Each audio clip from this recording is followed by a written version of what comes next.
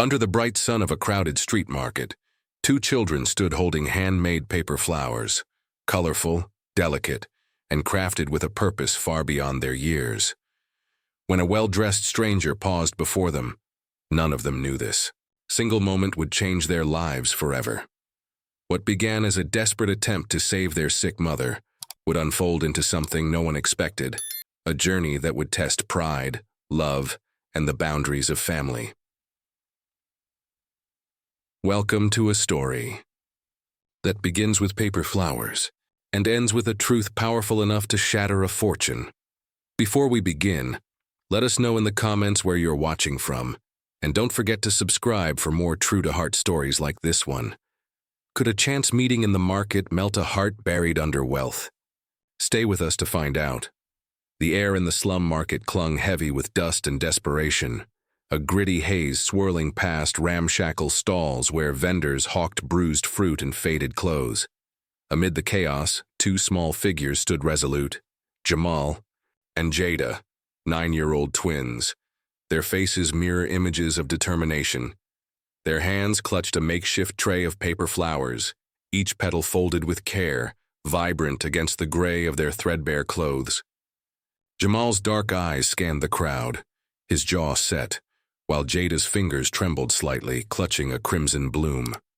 They'd been at it since dawn, their empty stomachs ignored, driven by a singular purpose: to buy medicine for their mother, Deborah. Her coughs had grown sharper, her breath shallower, and the twins knew time was slipping away. Just hours earlier, they'd knelt by her bedside in their cramped apartment, a single bulb flickering above. Deborah, only 32 but worn by years of struggle, had whispered, "Don't worry, my loves, I'll be fine." Her voice was a fragile thread, her skin ashen against the worn sheets. Jamal had squeezed her hand, promising, "We'll get the money, Mama." Jada, quieter but no less fierce, had nodded, her braids swaying. They'd crafted the flowers through the night, each fold a prayer, each color a hope. Now, in the market, they stood as warriors, small but unyielding. Howard Grayson, 38, cut through the market's din, his tailored suit a stark contrast to the chaos. His face was a mask of indifference, sculpted by years of boardroom battles and buried grief. As CEO of Grayson Enterprises, he'd built an empire on precision and detachment, his heart locked away since losing Deborah, his college love, a decade ago. Her sudden departure had left a wound he'd never examined, sealed behind wealth and solitude. Today, he was here only to clear his head before a merger meeting, his driver idling nearby. The twins' voices, bright and desperate, pierced his thoughts. "Please, sir, buy a flower, they're only $1, Jada called, her voice trembling but clear. Howard's stride faltered. He glanced over, expecting another faceless plea, but her eyes, wide, brown, and achingly familiar, stopped him cold. They were Deborah's eyes from a lifetime ago, when love had been simple. Jamal stepped forward, protective, holding out a yellow flower. "They're special, mister. We made 'em ourselves." Howard's throat tightened, an unfamiliar pang stirring. He reached for his wallet, pulling out a crisp $100 bill. "I'll take them all," he said, voice low, almost mechanical. The twins' jaws dropped, their hands shaking as they handed over the tray. "Thank you, sir," Jamal stammered, clutching the money like a lifeline. Jada's smile was radiant, a beacon in the market's gloom. Howard nodded, tucking the flowers into his briefcase. But as the twins turned to leave, something compelled him to follow. He trailed at a distance, weaving through the crowd, his polished shoes scuffing against the cracked pavement. The twins darted through an alley, their laughter mingling with worry, leading him to a crumbling tenement building. Its walls were stained with mildew, windows patched with cardboard. Howard hesitated, the weight of his wealth a chasm between him and this world, but the pull of those familiar eyes was stronger. Inside, the stairwell reeked of damp and despair, each step creaking under his weight. The twins' voices echoed ahead, urgent and soft, guiding him to a door on the 4th floor, its paint peeling like old skin. He knocked, the sound sharp in the silence. Jamal opened the door a crack, his face wary. "Who are you?" he asked, eyes narrowing. Before Howard could answer, a cough, raw, wrenching, cut through the air. Jada pushed past, calling, "Mama, it's the man from the market." The door swung wider, and there she was. Deborah. She stood in the dim room, one hand braced against a rickety table, her frame thin but unbowed. Her dark skin gleamed with a faint sheen of sweat, her eyes sharp despite the exhaustion etching her features. The sight of her hit Howard like a physical blow, memories flooding back, nights under starlit campus skies, her laughter, her dreams, of painting the world. But now those eyes held no warmth, only guarded steel. "What are you doing here?" she demanded, her voice low, edged with pain. Another cough racked her, and she gripped the table harder, refusing to falter. Howard Zim.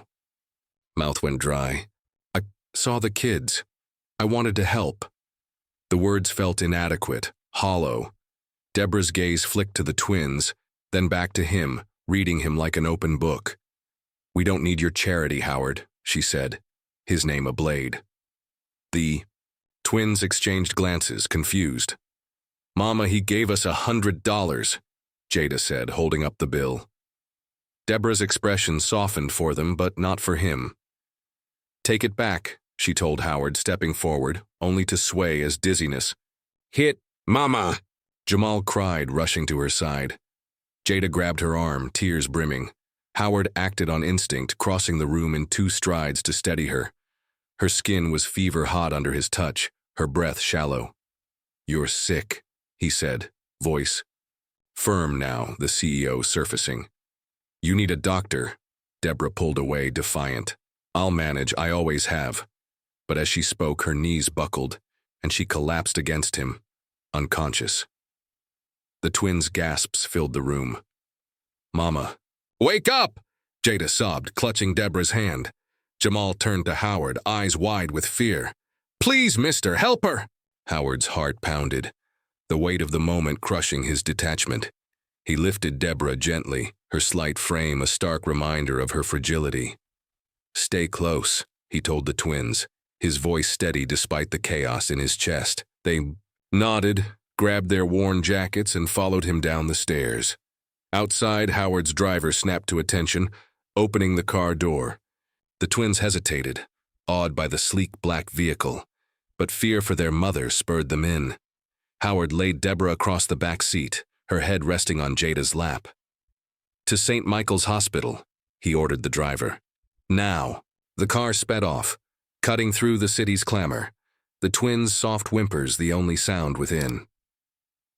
As they raced toward the hospital, Howard glanced almost as an afterthought. Howard glanced at the twins.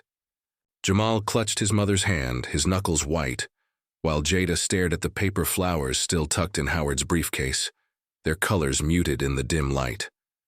Her eyes met his, and for a moment, he saw Deborah again. Not the sick woman in his arms, but the vibrant artist who'd once dreamed of changing the world. What had happened to her? And why did her children's eyes feel like a mirror to his soul? The hospital loomed ahead, its lights a beacon in the dusk, promising answers, or more heartbreak. He couldn't turn back now, not when fate had brought him face to face with the past he'd tried to bury. The hospital's sterile glow cast harsh shadows across St. Michael's emergency wing, where the scent of antiseptic battled the undercurrent of fear. Howard Grayson sat rigid in a plastic chair, his tailored suit creased, a stranger among the weary faces in the waiting area. Across from him, Jamal and Jada huddled together, their small frames dwarfed by the cold expanse of the room. Jamal's fingers fidgeted with the frayed hem of his jacket, his eyes darting to the double doors where doctors had whisked their mother, Deborah, moments ago. Jada clutched a single paper flower, its crimson petals crumpled, her braids swaying as she whispered, "She'll be okay, right, Jamal?" Her brother nodded, but his tight lips betrayed doubt. Howard watched them, his chest heavy with a guilt he couldn't name, the memory of Deborah's fevered collapse in his arms replaying like a relentless reel. The twins' arrival at his mansion had been a whirlwind. The sprawling estate, with its marble floors and crystal chandeliers, loomed like a museum, its grandeur stifling. Howard had led them through the grand foyer, their sneakers squeaking against the polished stone, their eyes wide with awe and unease. Mrs. Clara, his housekeeper, had raised a skeptical brow at the sight of the children, her crisp apron a silent judgment. "Guests, sir?" she'd asked, her tone clipped.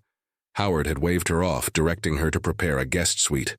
"They'll stay until their mother's better," he'd said, his voice firm, though uncertainty gnawed at him. Why was he doing this? Deborah's rejection still stung, her words, "We don't need your charity," echoing in his mind. Jamal explored the guest room with cautious curiosity, running his fingers along the mahogany bed frame, while Jada lingered near the window, gazing at the manicured gardens below. "This place is bigger than our whole building," Jamal murmured, his voice a mix of wonder and wariness. Howard nodded, unsure how to bridge the chasm between their worlds. Then he noticed Jada's quiet intensity, her gaze fixed on a blank wall. "You like to draw, don't you?" he asked, recalling the paper flower's delicate craftsmanship. She nodded shyly, her fingers tracing invisible lines in the air. On impulse, Howard retrieved a box from his study, a set of vibrant watercolor paints, a gift he'd never opened. "Try these," he said, placing them in her hands. Jada's face lit up, a smile breaking through her worry, and for a moment the room felt less empty. Back at the hospital, the twins' resilience anchored Howard as he arranged Deborah's care. He'd called ahead, ensuring she was moved to a private room the best doctors assigned. The head physician, Dr. Ellis, approached, her clipboard a shield. "She's stable but critical," she said, her voice measured. "Severe infection, likely from untreated bronchitis compounded by exhaustion. We're running tests." Howard nodded, his jaw tight. "Spare no expense," he said, handing her his card. Dr. Ellis raised an eyebrow but said nothing, disappearing back through the doors. Howard glanced at the twins, their faces etched with hope and dread. "She's strong," he told them, the words feeling hollow. Jamal's eyes met his, searching. "You knew Mama before, didn't you?" he asked, his voice low. Howard froze, the question slicing through his defenses. He managed a nod, unable to lie to those piercing eyes. Mrs. Clara's voice crackled through his phone, pulling him back to the mansion. "The children need food, sir. Shall I order something?" Howard hesitated, then instructed her to prepare a simple meal. Macaroni, fruit, anything familiar to the twins. He ended the call, his gaze drifting to the paper flowers still tucked in his briefcase, their colors a stark contrast to the hospital's monochrome. Jada's quiet voice broke his reverie. "Mama always says flowers mean hope," she said, smoothing the crumpled petals in her hand. Howard's throat tightened, a memory surfacing. Deborah in college, sketching wildflowers in a notebook, her laughter bright as sunlight. How had she ended up here, in this broken place? The hospital doors swung open and a nurse beckoned. "You can see her now, but only briefly." Howard ushered the twins forward, their steps hesitant yet eager. Deborah lay in a private room, an IV dripping steadily, her face pale but peaceful under the soft light.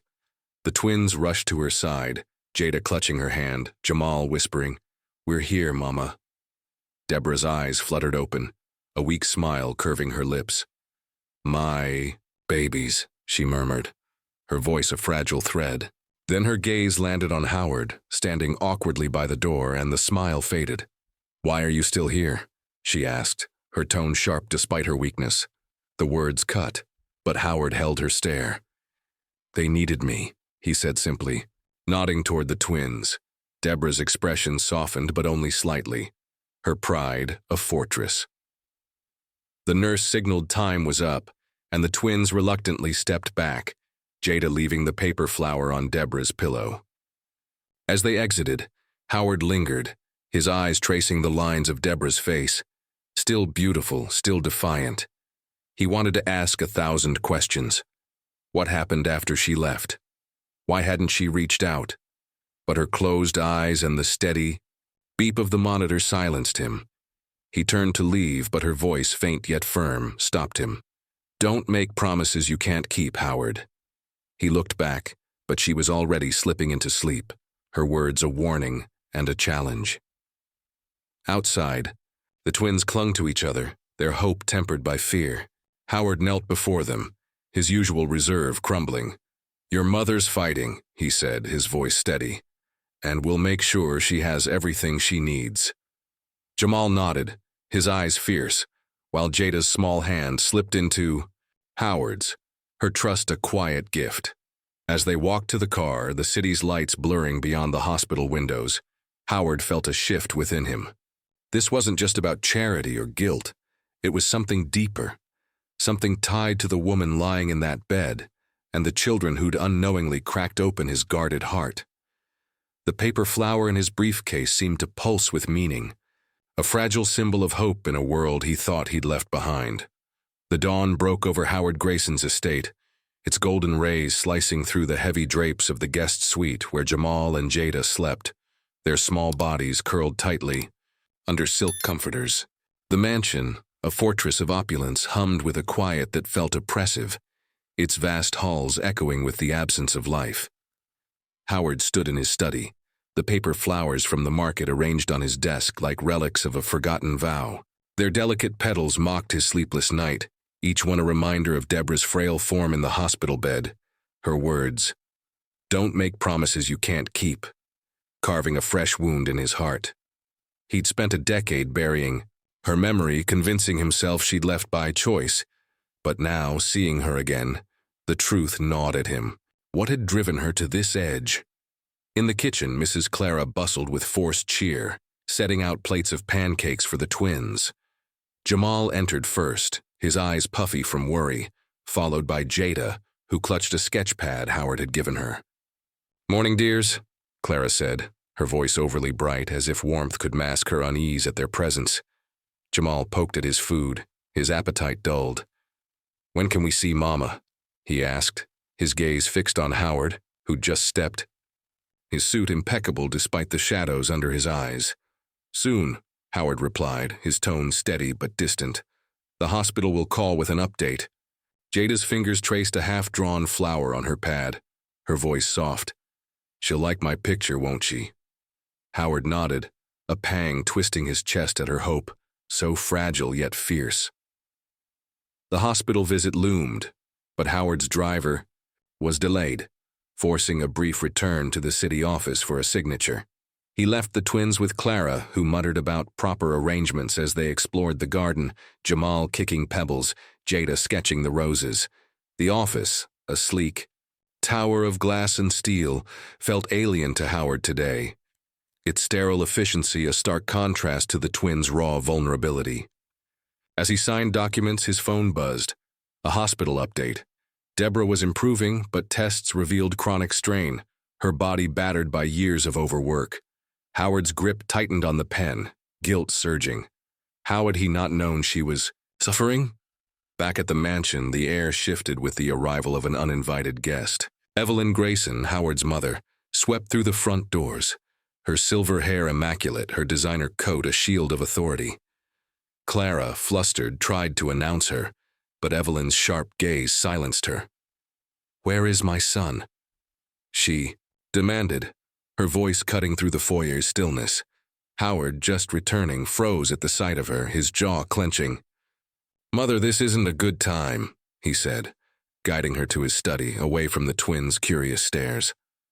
Evelyn's eyes narrowed, catching Jada's sketchpad left on a table, its vivid flowers a jarring note in the mansion's muted elegance. EPA. "Who are these children?" she asked, her tone laced with suspicion. Howard braced himself, knowing her disapproval was a storm waiting to break. "They're temporary guests," he said, evading her gaze. "Their mothers." "The hospital. I'm helping." Evelyn's lips thinned, her voice dropping to a hiss. "Helping? Or meddling in things you don't understand? You're a Grayson, Howard. You don't play savior to street urchins." Her words stung, but it was her next revelation that shattered the air. "I know who she is," Evelyn said, stepping closer, her eyes glinting with old malice. "Deborah, that girl you were foolish enough to love. I paid her to leave you 10 years ago. She took the money and ran. The words landed like a blow, each syllable unraveling Howard's carefully constructed reality. Paid her? He echoed, his voice raw. You drove her away? Evelyn shrugged, unrepentant. She was beneath you, a nobody with no future. I protected our legacy. Howard's hands trembled, rage and betrayal warring within him. He opened his mouth to retort, but a soft gasp stopped him cold. Deborah stood in the doorway, discharged early, her hospital gown replaced by a borrowed sweater, her face a mask of devastation. She'd heard everything. Howard, she said, her voice trembling with fury, you let her do this to us? Her eyes, once warm with dreams, now burned with betrayal.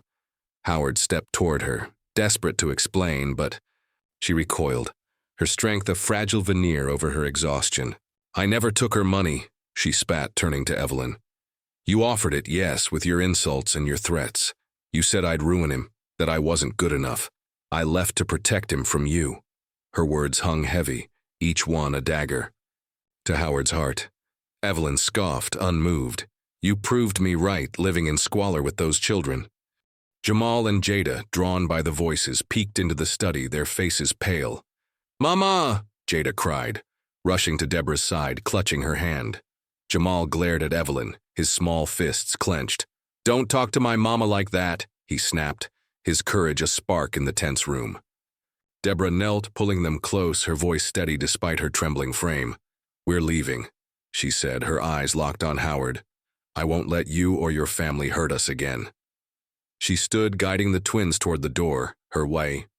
Steps faltering but resolute. Howard's world tilted, the study's walls closing in. Deborah, wait, he pleaded, his voice breaking. I didn't know, I swear it. But she didn't turn back, her silhouette fading into the foyer's light, the twins' small hands in hers. Evelyn's voice cut through the silence, cold and triumphant. Let them go, Howard. They don't belong here.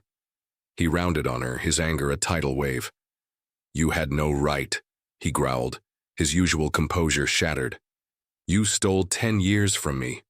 Evelyn's expression flickered, a crack in her armor, but she said nothing, turning away as if dismissing a trivial matter. Howard sank into his chair, the paper flowers on his desk now a cruel reminder of his failure. Jada had left one behind, its yellow petals curling, a silent accusation. He picked it up, its fragility mirroring the trust he'd lost. The twins' laughter, their hope, had briefly pierced his solitude, but now the mansion felt emptier than ever. Deborah's words echoed, her pride, her pain, her truth. He'd been a fool, blind to his mother's machinations, and now the woman he'd loved was slipping away again, taking her children with her. But as he stared at the flower, a resolve hardened within him. He wouldn't let history repeat itself. Not this time. The slum's narrow alleys swallowed the morning light, casting jagged shadows over the cracked pavement where Deborah led Jamal and Jada, her steps resolute despite the ache in her bones. The tenement loomed ahead, its sagging, walls a grim reminder of the life she'd fought to sustain. Deborah's heart thrummed with betrayal. Evelyn's venomous words, I paid her to leave, still searing her mind. She'd shielded her children from that pain for a decade, but Howard's presence had ripped open old scars. Jada clutched her sketchpad, her small voice breaking the silence. Why was that lady so mean, Mama?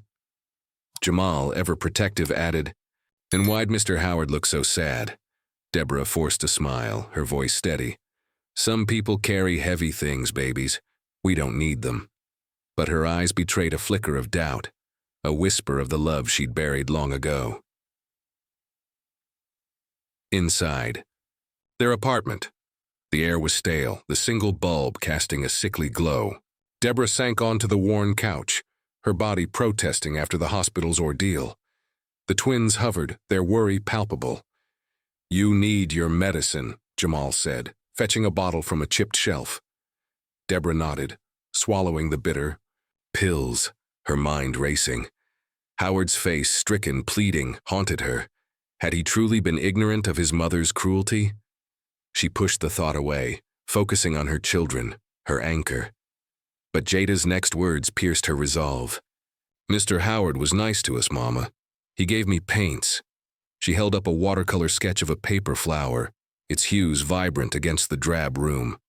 Deborah's throat tightened, the flower a fragile echo of dreams she'd once shared with Howard. Across the city, Howard stood in his study, the mansion's grandeur a hollow shell. The yellow paper flower Jada had left behind lay on his desk, its curled edges accusing him of failure. He'd spent the night replaying Deborah's departure, her words, "I won't let you hurt us again," cutting deeper than any boardroom defeat. Evelyn's revelation had shattered his understanding of the past, and now a new suspicion gnawed at him. Jada's eyes, Jamal's stubborn jaw, could they be his? The thought was both a lifeline and a torment. He grabbed his coat, driven by "You need to know," and headed to the slum, the paper flower tucked in his pocket like a talisman.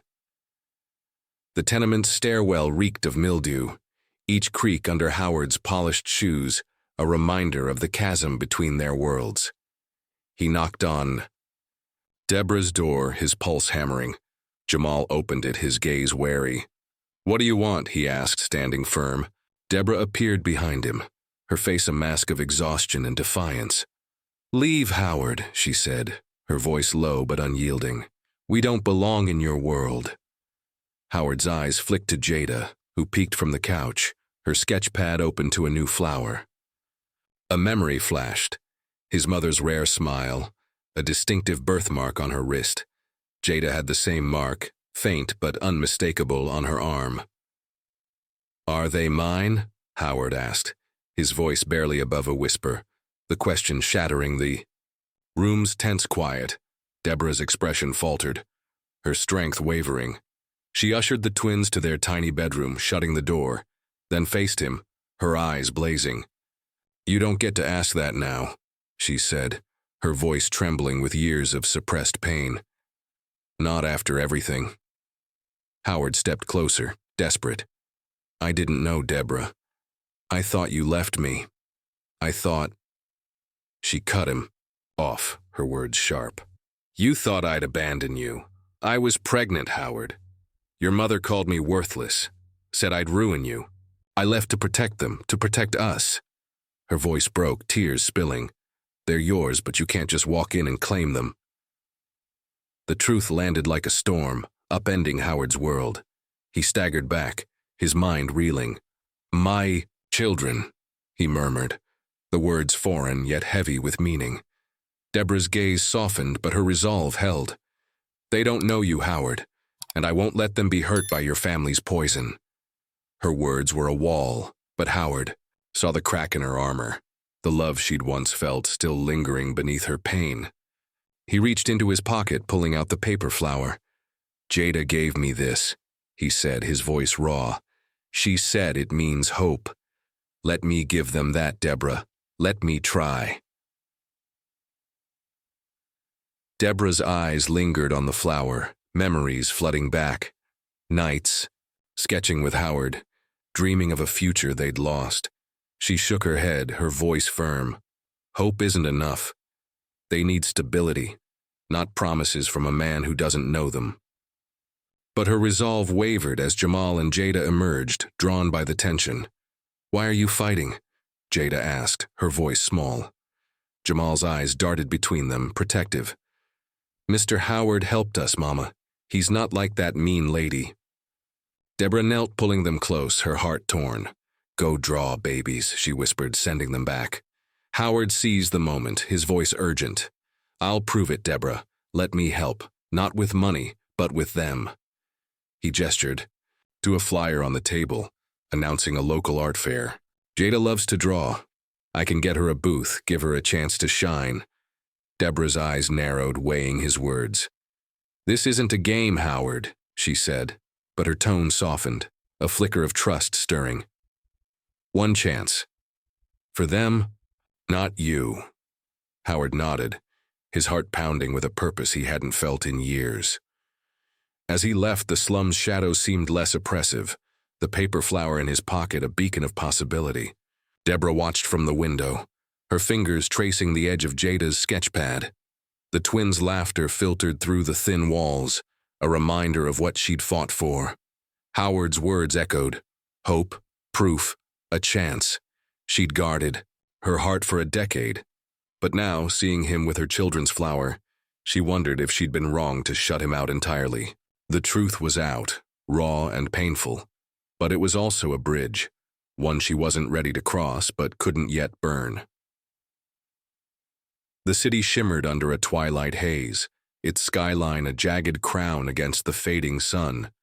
But in the cramped back room of Mason's grocery, Deborah felt only the weight of despair. Her hands trembled as she folded her apron, the coarse fabric a reminder of the job she'd just lost. Mr. Carver, the store manager, had sneered as he handed her the termination notice, his voice dripping with disdain. "You're too slow. Deborah, and those kids of yours always hanging around, we don't need trouble." The words stung, laced with the unspoken prejudice she'd faced for years. Jamal and Jada, waiting outside, had seen her emerge, her face a mask of forced calm. "It's fine, babies," she'd said, though her voice wavered. "We'll find something else." But inside, fear coiled tight, her medicine costs loomed, and the twins' hopeful eyes deserved more than empty promises. Across town, Howard Grayson's mansion stood like a sentinel, its marble facade gleaming under floodlights. He paced the study, the paper flower Jada had given him now framed on his desk, a beacon of his resolve. Deborah's revelation, that Jamal and Jada were his children, had upended his world, fueling a fierce determination to earn their trust. He'd arranged the art fair booth for Jada, her paintings now ready to shine, and secured a job lead for Deborah at a nonprofit. But her wariness lingered, a wall he couldn't breach. Tonight he'd invited them to stay at the mansion, a practical offer to ease her burden. "Just until you're on your feet," he'd said, his voice earnest. Deborah had hesitated, her pride warring with exhaustion. But the twins' excitement, Jamal's grin, Jada's chatter about the garden, had swayed her. 1 week, she'd agreed, her eyes guarded. The decision weighed heavily as they settled into the guest suite, its plush carpets and soaring ceilings a stark contrast to their tenement's decay. Jamal bounced on the bed, marveling. "It's like a palace." Jada, quieter, unpacked her paints, her fingers brushing the paper flowers she'd brought. Deborah watched them, her heart torn between gratitude and unease. Howard's kindness felt like a debt, one she feared she couldn't repay. She tucked the twins in, their whispers fading into soft breaths, then stood at the window, the city's lights a distant promise. A knock startled her. Howard, his silhouette framed in the doorway. "I heard about the job," he said, his voice low. "I'm sorry." Deborah's jaw tightened. "I'll manage," she replied, but the words lacked conviction. The next evening, the city's elite gathered at the Grayson Enterprises charity gala, a glittering affair in a ballroom aglow with chandeliers. Howard, in a tailored tuxedo, navigated the crowd, his mind on Deborah and the twins whom he'd convinced to attend. "It's for Jada's art," he'd urged, and Deborah had relented, her simple black dress elegant despite its modesty. Jamal and Jada, in new clothes Howard had provided, clung to her, awed by the opulence. Jada's paintings, displayed near the stage, drew murmurs of praise, her paper flower motifs vibrant under the lights. Deborah's pride battled her discomfort. As guests cast curious glances, their whispers sharp with speculation. The night took a dark turn when Evelyn Grayson swept into the ballroom, her emerald gown a declaration of power. Howard tensed, his mother's presence an unwelcome storm. She'd been silent since their confrontation, but her eyes now gleamed with intent. Spotting Deborah, Evelyn approached, her smile a razor's edge. "So, this is the charity case," she said, loud enough for nearby guests to turn. "A single mother from the slums parading her children in my son's world." The room hushed, the air thick with anticipation. Deborah stiffened, her voice steady despite the sting. "I'm here for my daughter, Mrs. Grayson, not for you." Jada clutched her mother's hand, her eyes wide while Jamal glared, his small frame bristling. Evelyn's laughter was cold, cutting through the silence. You're a gold digger, dear, latching onto Howard's wealth. Those children are just your ticket.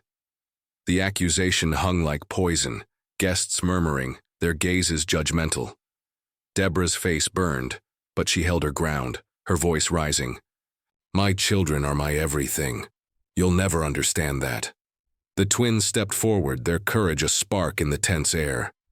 Don't talk about our mama, Jamal snapped, his fists clenched. Jada's voice trembled but held firm. She's the best mama and my paintings are for her. The crowd shifted, some nodding, moved by the twins' defiance. Howard, who'd been delayed by a donor, pushed through the throng, his heart pounding as he caught Evelyn's words. Rage surged, but it was Deborah's strength, her unyielding dignity, that ignited something deeper. He reached the stage, the spotlight casting him in stark relief. Enough! He roared, his voice silencing the room. Eyes locked on Jamal and Jada, he stepped beside them, his presence a shield. These children are my son and daughter, he declared, each word a vow. Gasps rippled through the crowd, Evelyn's face paling. Deborah is their mother, and no one, not you, mother, nor anyone, will speak against them. He turned. To Deborah, his gaze unwavering. If my family rejects them, I reject my inheritance. The room erupted in applause, a wave of support that drowned Evelyn's stunned silence. Deborah's eyes glistened, her hand finding Howard's, their fingers entwining in a quiet promise.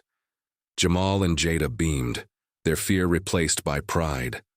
Evelyn, her composure shattered, turned and fled, her heels clicking a retreat. The gala resumed, guests approaching Deborah with newfound respect, but the moment belonged to the family at the stage's heart. Jada hugged Howard, whispering, "Thank you, Mr. Howard." Jamal, less reserved, threw his arms around him, a silent acceptance. Deborah's voice, soft but clear, broke through. "You didn't have to do that," she said, her eyes searching his. Howard squeezed her hand, his voice low. "I did. For them. For us." As the music swelled, Howard led them to Jada's display, where a buyer offered a generous sum for her paintings. Deborah smiled, her pride radiant, but her heart churned with new questions. Howard's stand had shifted something, a crack in the wall she'd built. The paper flowers in Jada's artwork glowed under the lights, their petals a testament to resilience. Howard caught her gaze, his own eyes holding a plea, for trust, for a chance.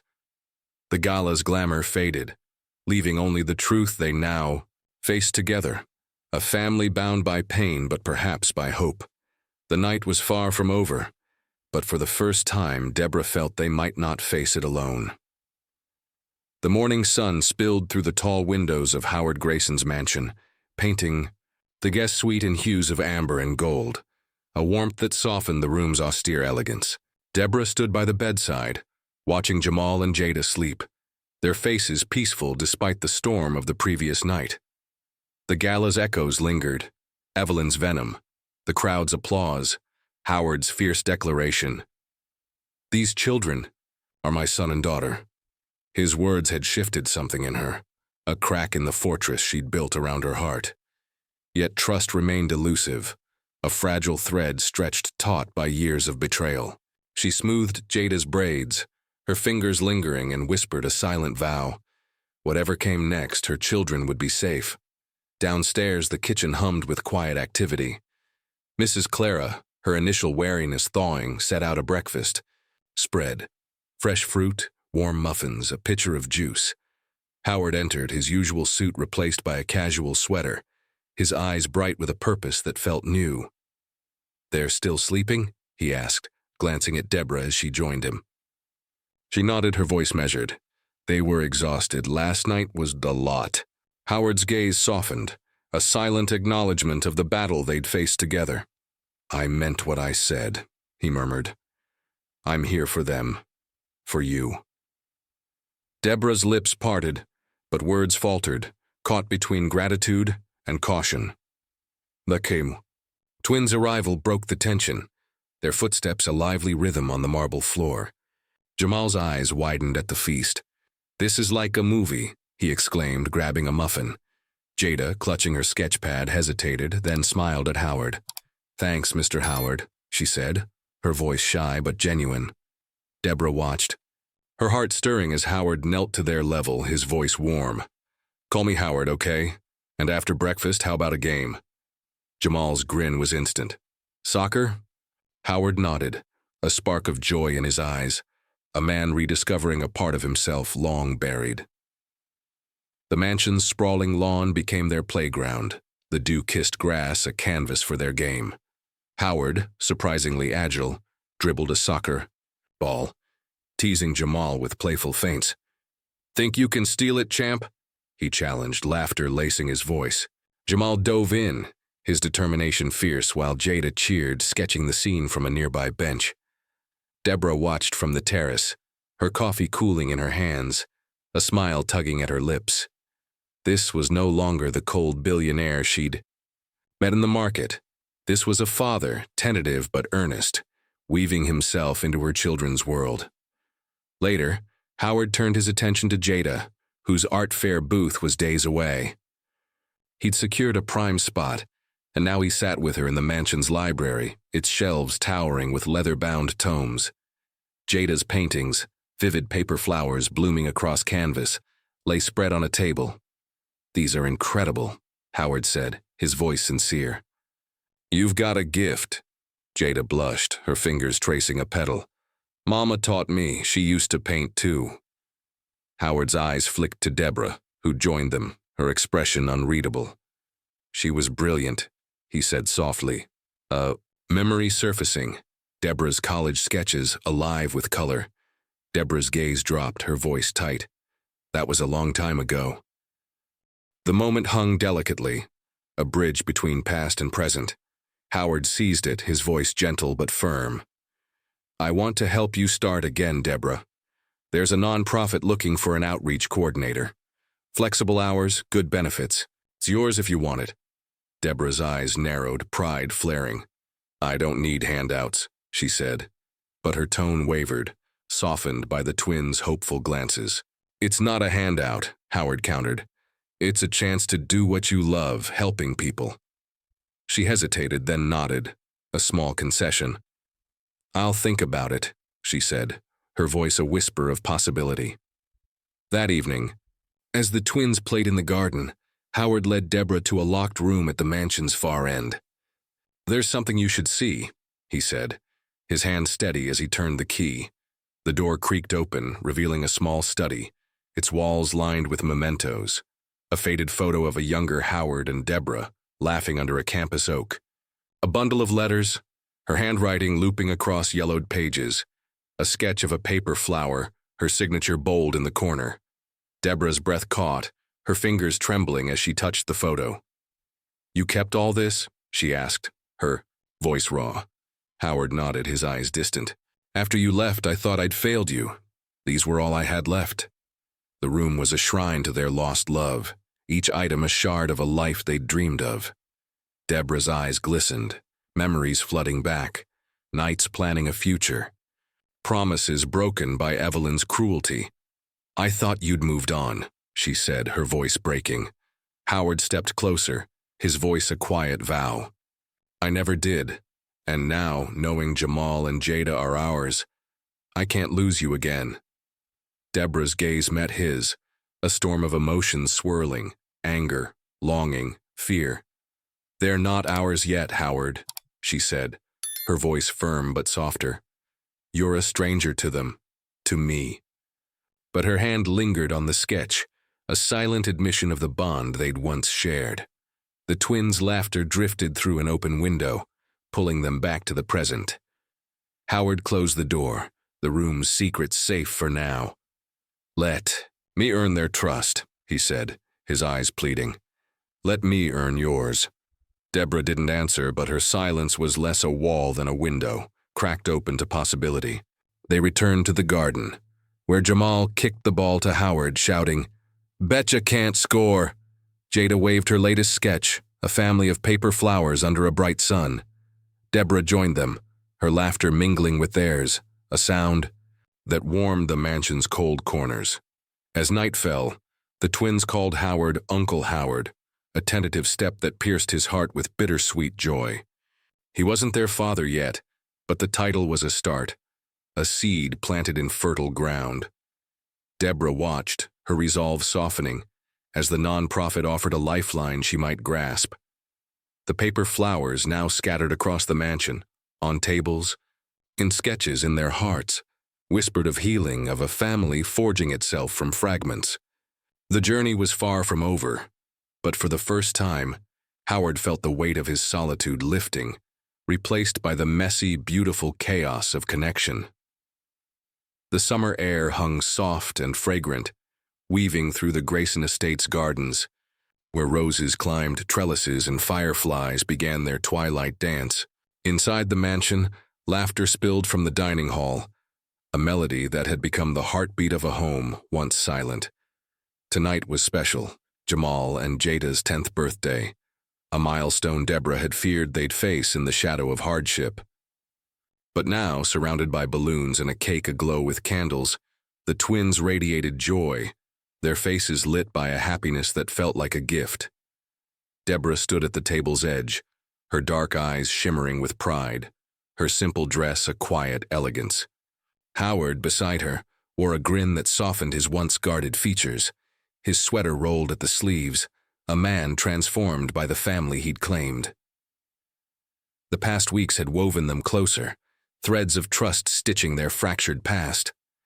Deborah had accepted the nonprofit job, her days now filled with purpose, her health steadied by regular care. Jada's art fair booth had been a triumph, her paper flower paintings selling out, her talent a beacon of promise. Jamal, ever bold, had joined a soccer team, Howard cheering at every game, his voice hoarse with enthusiasm. The twins still called him Uncle Howard, a title that warmed him, though a quiet ache lingered. He yearned to be Dad. Deborah, too, felt the shift, her wariness softening with each shared moment, yet fear held her back. A whisper of doubt from a decade of scars. The birthday party was Howard's idea, a celebration to mark not just the twins' milestone, but the family they were becoming. The dining hall sparkled, its long table draped in a cloth embroidered with delicate flowers, a nod to Jada's art. Mrs. Clara, now a fond ally, bustled with trays of homemade treats, chocolate tarts, fruit skewers, and lemonade that sparkled in crystal glasses. Jamal, crowned with a paper hat, regaled the room with tales of his latest goal, while Jada, her braids adorned with tiny ribbons, showed off a new sketchbook, a gift from Howard. "It's for bigger ideas," she said, her smile radiant. Deborah watched, her heart swelling, but a shadow lingered. Could this happiness last? After the cake was cut, Howard clapped his hands, his eyes twinkling with mischief. "Time for a surprise," he announced, leading them to the garden, where a canopy of fairy lights twinkled above a crafting table. Piles of colored paper, scissors, and glue awaited, a tribute to the twins' beloved paper flowers. "Let's make some together," Howard said, his voice warm. Jamal dove in, folding a lopsided bloom, while Jada crafted a perfect rose, her fingers deft. Deborah joined, her laughter mingling with theirs, a sound that wrapped Howard in a glow he'd forgotten was possible. As they worked, the twins' chatter turned to memories, Mama's bedtime stories, their old apartment's leaky roof, and, now, this new life. "It's better with you here, Uncle Howard," Jamal said, his voice earnest. Howard's throat tightened, the words a treasure. The night deepened, the moon casting a silver sheen over the garden, its light dancing on. The paper flowers now scattered across the table. Mrs. Clara ushered the twins inside for a final slice of cake, leaving Howard and Deborah alone under the starry canopy. The air stilled, charged with unspoken truths. Howard's hand brushed hers as they tidied the table, a fleeting touch that sent a shiver down her spine. She met his gaze, her eyes a storm, of hope and hesitation. "You've given them so much," she said, her voice soft. "More than I ever dreamed." Howard shook his head, his voice low. "It's not enough, Deborah, not until you know how much you mean to me." He reached into his pocket, pulling out a small velvet box, its surface etched with a faint flower pattern. Deborah's breath caught, her heart racing as he opened it, revealing a ring, a platinum band cradling an emerald, its facets catching the moonlight. "I've loved you since the day we met," Howard said, his voice steady despite the tremor in his hands. "I lost you once and it broke me, but now with Jamal and Jada, with you, I've found my way back. Marry me, Deborah. Let's make this family whole." The words hung between them, a vow woven with years of pain and promise. Deborah's eyes glistened, memories flooding her. Howard's laughter in college, the agony of leaving him, the strength she'd found as a mother. "You don't know what you're asking," she whispered, her voice cracking. "I've built everything for them alone. What if this falls apart?" Howard stepped closer, his gaze unwavering. "It won't. I'm not the man I was. I'm here for all of you forever." His words pierced her defenses, but fear lingered, a shadow of Evelyn's cruelty. Then Jada's voice echoed from the past, her small hand offering a paper flower. "It means hope, Mama." The twins burst back into the garden, their laughter a sudden burst of light. "What's happening?" Jamal asked, eyeing the box. Jada's gaze flicked to the ring, her eyes wide. "Is that?" she whispered. Howard knelt, including them in the moment, his voice gentle. "I want to be your family for real." "What? Do you think?" Jamal's grin was immediate, his arms wrapping around Howard. "You're already kinda our dad." Jada hugged Deborah, her voice soft. "He makes you smile, Mama, like you used to." Deborah's tears spilled, her resolve crumbling under their love. She turned to Howard, her voice trembling but sure. "Yes," she said, the word a leap into the unknown. "Yes, I'll marry you." Howard slipped the ring onto her finger, its emerald glowing like a promise kept. He pulled her close, their kiss a tender vow sealed under the moon's watchful gaze. The twins cheered, their shouts echoing through the garden, a chorus of joy that drowned out the past's shadows. "You're our dad now," Jamal declared, his voice bold. Jada added, "For real." Her smile was a mirror of Deborah's. Deborah pulled back, her hand lingering on Howard's cheek, her voice a whisper. "I used to draw paper flowers to remember you when things were darkest. I never thought we'd find this." Howard's eyes glistened, his voice rough. "We did, because of them." He nodded toward the twins, who were now tossing paper flowers into the air, their laughter a symphony. The garden, once a formal showpiece, was now alive with their chaos, its roses bowing to the makeshift blooms scattered at their feet. As the night settled, the family sat together, crafting one last flower, a large, vibrant creation they all, shaped each petal a piece of their story. Deborah's fingers brushed Howard's, a quiet intimacy, while Jamal and Jada giggled, their hands sticky with glue. The paper flower stood proud, a symbol of their new beginning, its colors bold against the night. Howard looked at Deborah, her face radiant, and felt a peace he'd never known.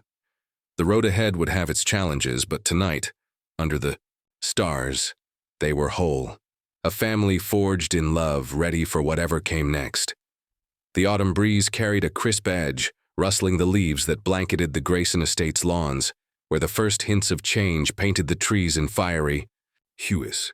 Inside the mansion, Deborah sat at the kitchen table, her fingers tracing the emerald ring on her finger, its glow a quiet reminder of Howard's proposal. The twins, Jamal and Jada, sprawled across the floor, sketching paper flowers for their upcoming wedding, their laughter a balm to her lingering doubts. Since that moonlit night in the garden, their family had solidified, each day weaving them tighter. Howard coaching Jamal's soccer games, Jada's art blossoming under his encouragement, Deborah thriving in her nonprofit role.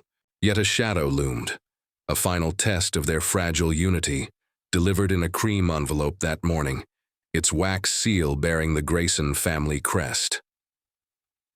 Howard entered, his face taut, holding the letter from his mother, Evelyn. "She wants to meet," he said, his voice low, strained, "at the family estate tomorrow. She says it's time to reconcile." Deborah's stomach twisted. Memories of Evelyn's venom at the gala, her cruel label, gold digger, still raw. Reconcile? She echoed, her tone sharp. After everything she did? Howard's eyes met hers, heavy with conflict. I don't trust her either, but she's offering Jada a scholarship to an art academy. It could change her future. Deborah's gaze flicked to Jada, who hummed softly, oblivious, her crayons dancing across paper. The offer was a lure, but the risk of facing Evelyn's judgment again chilled her. Jamal looked up, his brow furrowed. Is that mean lady gonna be nice now? He asked, his voice skeptical. Jada's hand paused, her eyes wide. What if she yells again? Deborah knelt, pulling them close, her voice steady. We'll decide together, okay? But no one hurts us anymore. The twins nodded, their trust anchoring her. That night as they slept, Deborah and Howard sat by the fireplace, its crackling flames casting shadows across the room. I'm scared, she admitted, her voice a whisper. Not of her, but of losing this. Howard took her hand, his touch warm. We won't. Whatever she throws at us, we face it as a family. The Grayson family estate, an hour's drive from the city, loomed like a stone monarch, its ivy-clad walls steeped in legacy. The family stepped from the car, Deborah's simple dress a quiet defiance, Howard's arm steady around her. Jamal clutched a soccer ball, Jada her sketch pad, their small hands linked. Evelyn greeted them in the grand parlor, her silver hair gleaming, her smile polished but brittle.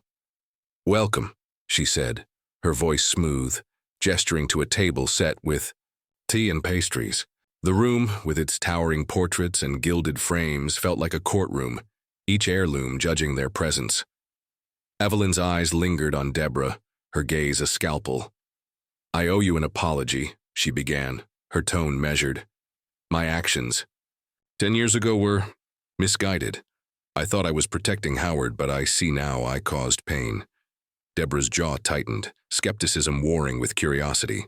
Howard's hand tensed in hers, his voice firm. Words aren't enough, Mother, why now?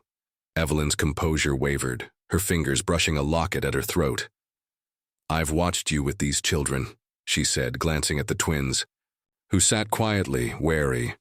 They're remarkable. I want to make amends, starting with Jada. She slid a folder across the table, a scholarship contract, its terms generous, tailored to Jada's talent. Jada's eyes sparkled, but Deborah's voice cut through. What's the catch? She asked, her tone unyielding.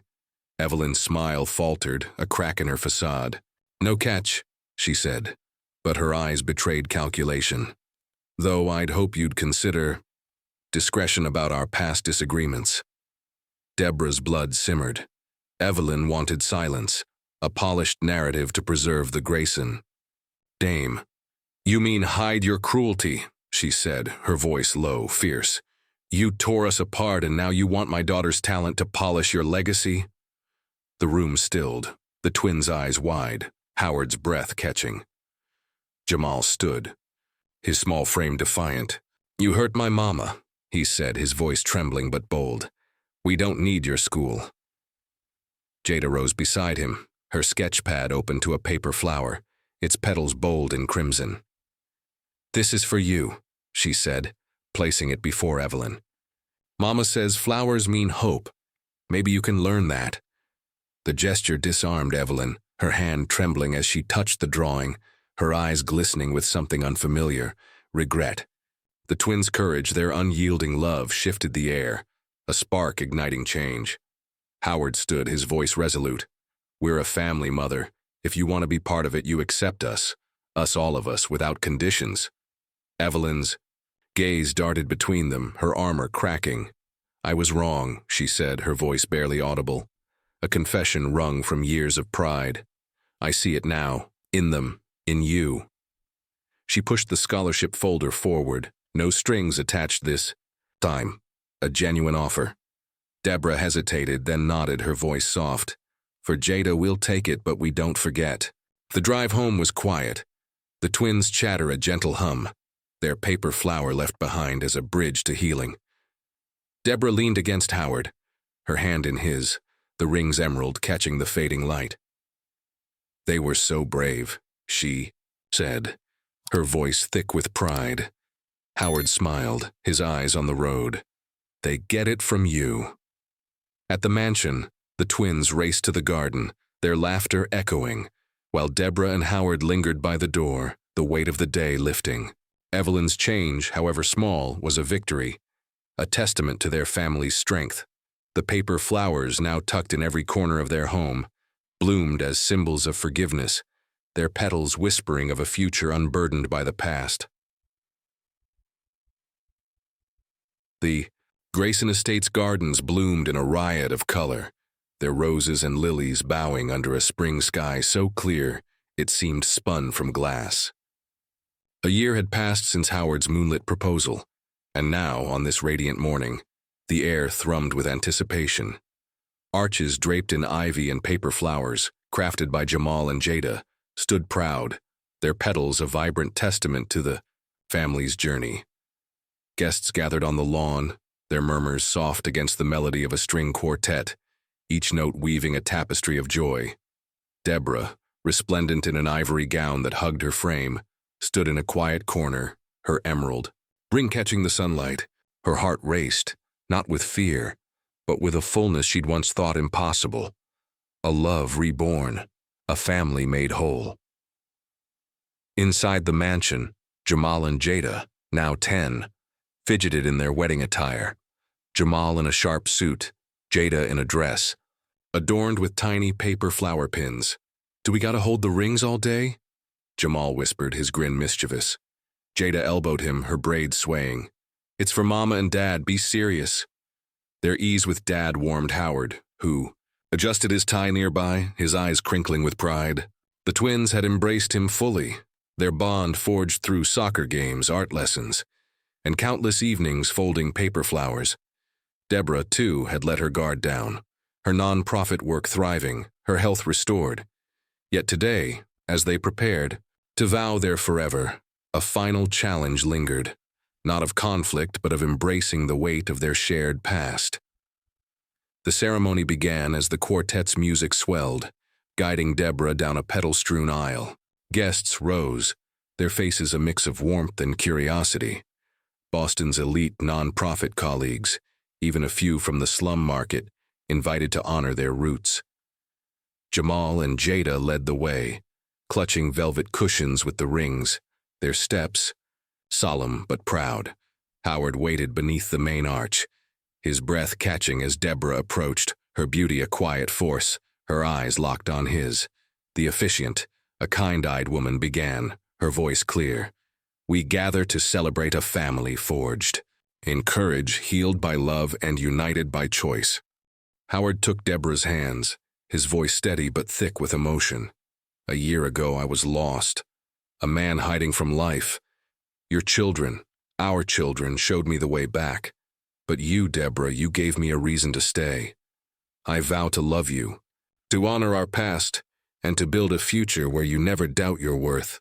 His words, raw and fervent, drew soft gasps from the crowd. Deborah's eyes shimmered, her voice a soft melody.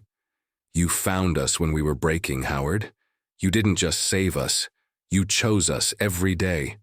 I vow to love you, to trust you, and to make this family our home." The twins beamed, Jada whispering, "That's so beautiful." The officiant smiled, turning to the twins. "And you, Jamal and Jada, what do you vow?" Jamal squared his shoulders, his voice bold. "We vow to keep making flowers and making Dad laugh." Jada, more serious, added, "And to love you both forever, like a team." Laughter rippled through the guests, their warmth enveloping the family. The rings, simple bands engraved with a paper flower motif, slid onto their fingers, sealing their promises. Howard lifted Deborah's hand, kissing the emerald ring, a gesture that spoke of their journey from loss to redemption. The officiant's voice rose. "I now pronounce you a family, bound by love." Applause erupted, petals raining down as Howard and Deborah shared a kiss, tender yet fierce, a promise etched in time. The reception unfolded under a canopy of lights, tables laden with dishes that blended Deborah's roots, spiced chicken, cornbread, with the mansion's elegance. Jamal and Jada darted among guests, showing off their paper flower boutonnieres, their laughter a spark that lit the evening. Howard took the microphone, his voice carrying over the chatter. "Today isn't just our wedding," he said, his eyes on Deborah. "It's the launch of the Jada Grayson Art Fund, a scholarship to nurture young artists, starting with our daughter." Jada gasped, her hands flying to her mouth, while guests clapped, moved by the gesture. Deborah squeezed Howard's hand, her pride radiant, a mother seeing her child's dreams take flight. A surprised guest drew murmurs, Evelyn Grayson, standing at the crowd's edge, her presence tentative. Since their reconciliation, she'd kept her distance, her apology a fragile bridge. Now she approached, her silver hair catching the light, a small box in her hands. "For Jada," she said, her voice soft, offering a set of professional paints.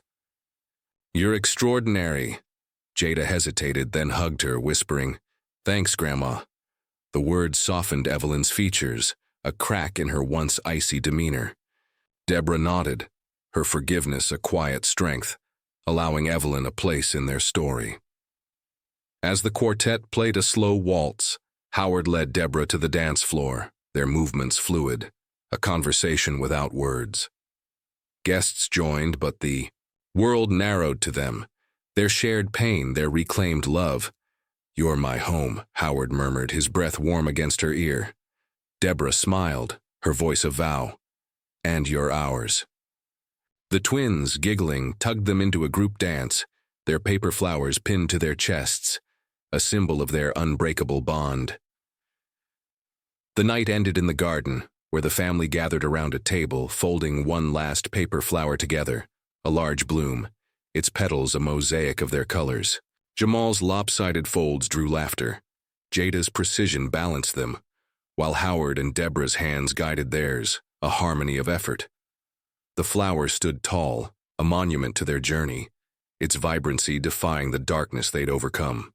Howard lifted it, placing it under the arch where it caught the moonlight, a beacon of hope. Deborah leaned against him, her voice soft.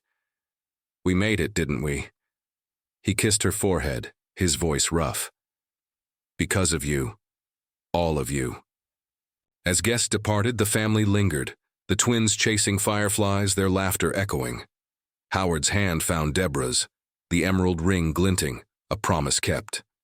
The paper flowers scattered across the garden whispered of their story. Chance encounter in a market, a family forged through courage, a love that bloomed against all odds. The stars above bore witness, their light a blessing on a home no longer silent, but alive with the messy, beautiful chaos of forever. What a journey we've shared with Deborah, Howard, Jamal, and Jada, a tale of broken hearts mended by love, courage and paper flowers that bloomed against all odds. Their story reminds us that family is forged in choice, not just blood. What moved you most? Was it the twins' bravery, Deborah's resilience, or Howard's redemption? Drop your thoughts in the comments. We'd love to hear how this touched your heart. If you're inspired, share this story with someone who needs a spark of hope. And use Maker Healing Through Love to join our community. A huge thank you for watching. Your support lights up our storytelling. Subscribe to catch more tales of triumph and transformation. And we'll meet again soon under the stars of another heartfelt adventure. Until then, keep folding your paper flowers of hope. See you next time.